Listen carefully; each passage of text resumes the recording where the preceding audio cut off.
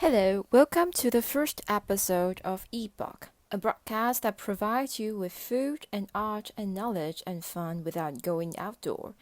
Before we start the show, I'd like to thank all of you out there who voted for me during the first voting phase.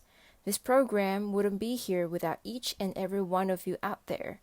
I hope you would all like this show and would continue your love and support throughout the rest of the episodes. That's enough about the competition itself, and now with me, Karmen Hsu, your host, on with the show. Today, we are exploring the first topic in the diet of the Song dynasty, and that is tea. Here, before I start babbling nonstop about teacups and Riju tea leaves, I like to take a sip on my little pearl milk tea with a buttercup. It's not boba, but small pearls made of cassava powder. For the tea, I have chosen Tie Guanyin, a half-fermented oolong tea, and the tea is mixed with fresh chulu milk. The whole drink wouldn't count complete without the very best buttercup on top. It's full of cheesy and buttery flavor, with a pinch of sea salt, all whipped into a rising standing foam. Not too much sugar, no ice. This is how I like my very fancy cup made. So, what are all these fancy garnish and seasoning in my milk tea? If you are familiar with the late crazy trend of boba milk tea, or you know how the British love their cuppa, then you wouldn't find it strange. This popular beverage has been around our lives for thousands of years, and everyone drinks it daily or socially. However, tea isn't always consumed or made in the way we see nowadays. In fact, it totally blew your teapots away once you got back to the Song dynasty.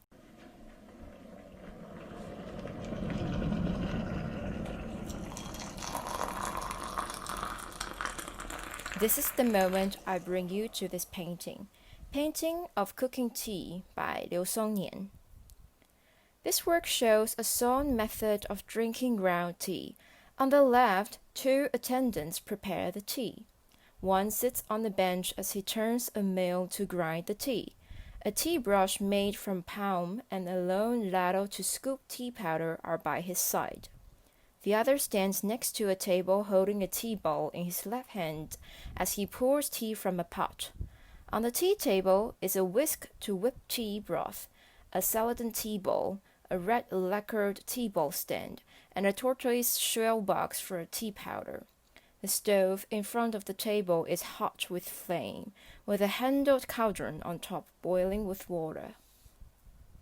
This painting, painted by Liu, vividly shows what some gadgets were used by the Song people for making tea, and we will talk about the materials and equipment later.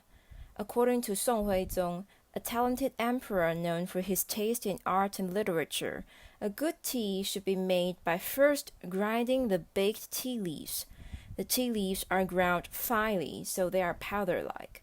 As one grinds the tea leaves, water should be boiled at the same time. It is recommended that one should heat the tea balls before pouring the water.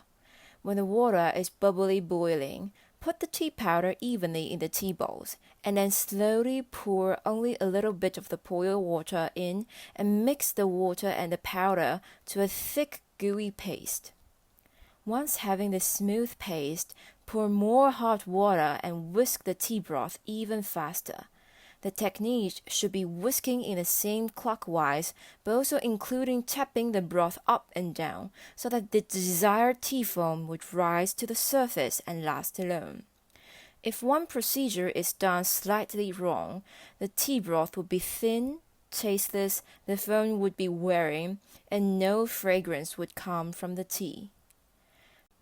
The above process is detailedly documented in Diancha, a book about the tea according to the emperor's knowledge. In Song dynasty, this method of making tea is called Diancha, which is very different from the Tang dynasty.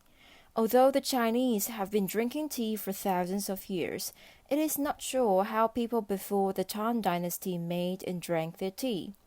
There is little documentation, only to point out that they put tea leaves in the pot with water, cooked it until it boiled, and then drank the infusion. However, it is Luyu who gave us a real peek of how the Tang Dynasty people made use of tea. Unlike the Song people, the Tang people opted the method of 煎茶法. They would grind the dry tea leaves only to sprinkle them into the cauldron as they boiled them.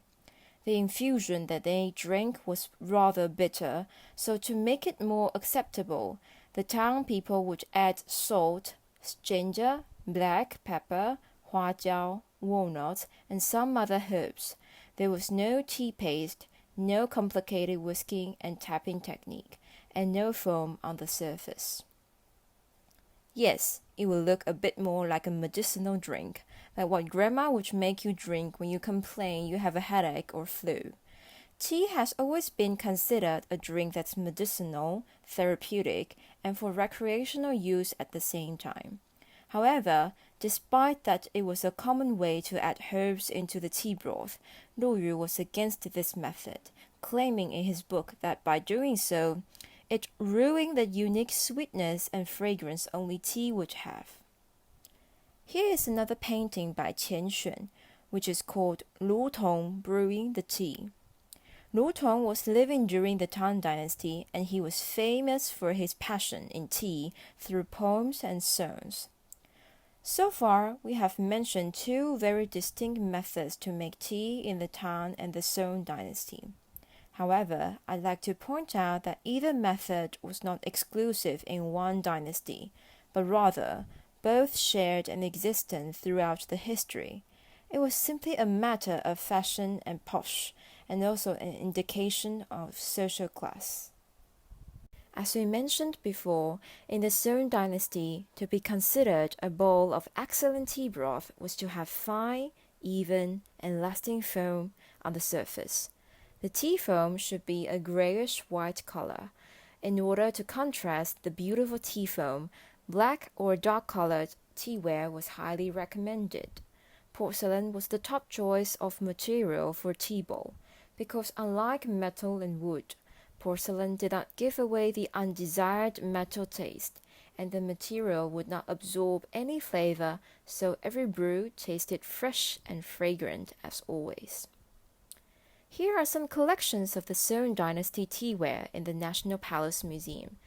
Nowadays, collectors of porcelain would pay a fortune for a collection of white porcelain ware or a celadon vase.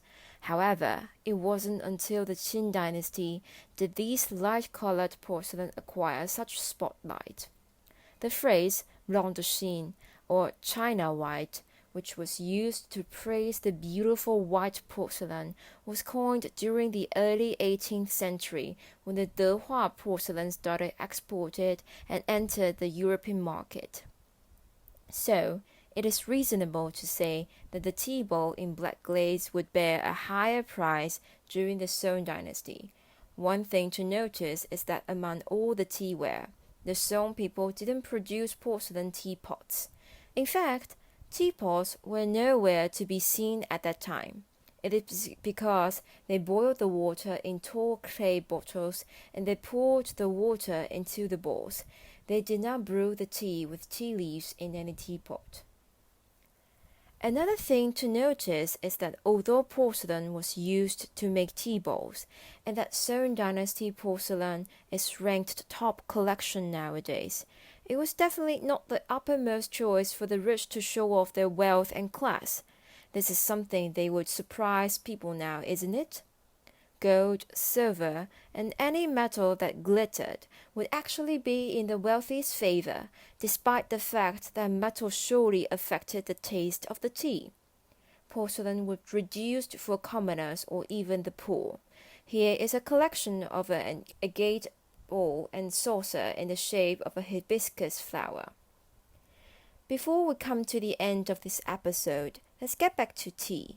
The tradition to put herbs in the tea broth did not stop during the Song Dynasty, as we could see books and scrolls that described many fancy drinks with lots of herbs and flavors sold on the markets. Some were medicinal, a remedy for ill digestion, and some were to provide a soothing relief in summer or to warm your stomach in winter. This is no surprise that in modern Taiwan, there are tons of toppings you could add for your tea, such as cuckoo, tapioca bubble, flax seeds, yam balls, taro balls, and to name a whole lot more. As for the tea foam, what the Song people valued the most, we have buttercap, whipped cream, and latte art now. We're not that far from the Song dynasty, considering how many photos we post on Instagram today. That is unimaginable of one small drink, isn't it? Thinking about how we make our tea and what kind of teaware we show off with, those who adore milk tea like me sure have skipped a piece of wonderful history. I will leave you all with all the amazing collections here, and before I go on sipping my tasty 铁观音 milk tea with buttercap, I invite you to leave a message. Tell me what you find most intriguing, like there was no teapot in the Song dynasty. Thank you all for joining me today, and I'll see you in the next episode.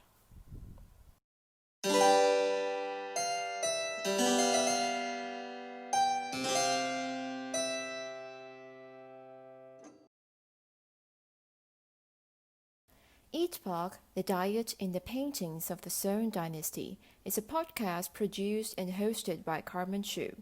The music is provided by YouTube Audio Library, a free database where you can make use of no copyright music. This podcast is also released with videos on YouTube, where you can find the links in the show notes below. EATpoque is part of the 2020 online curation competition held by the National Palace Museum, and you can hear this broadcast on the NPN websites, YouTube, Apple Podcast, and Spotify.